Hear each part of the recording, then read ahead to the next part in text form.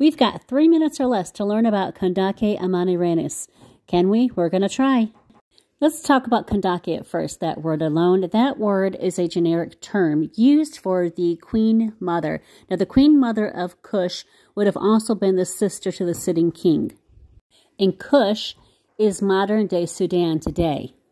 Kandake of Kush would have had lands of her own, could have ruled on her own, would have been regent until the son was old enough to take the throne.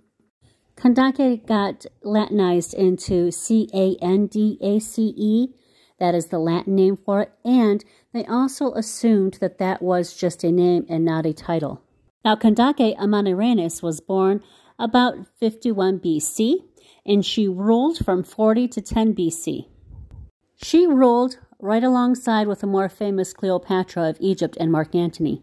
Her full title was Amanirense Kore il Kodalili, roughly translating into Sole Queen or King and Queen. The Kushite native tongue of the Meroitic period is not yet translated, so all we have to go off are the Greek and Roman depictions.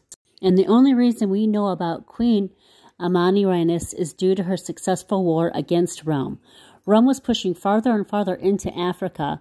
It was the Meroitic War, led by Kandake Amanirenas, that halted the march south.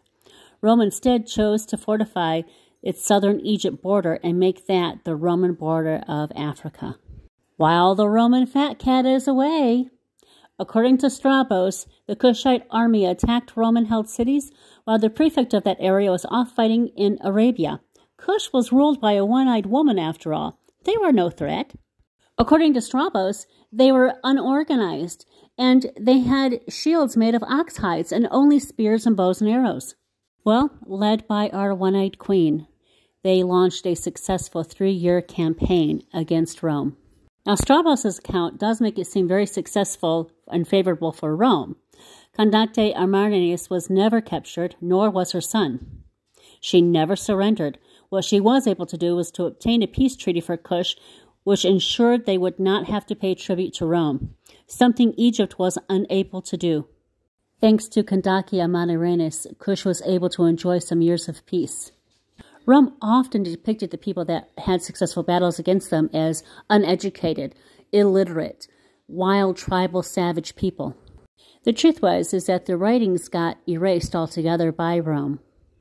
We have examples of ancient Kushite writing. The Meroitic Stela has yet to have been translated. Tell me what you think in the comments. To me, this is why Black history is world history. There's so much we just don't know.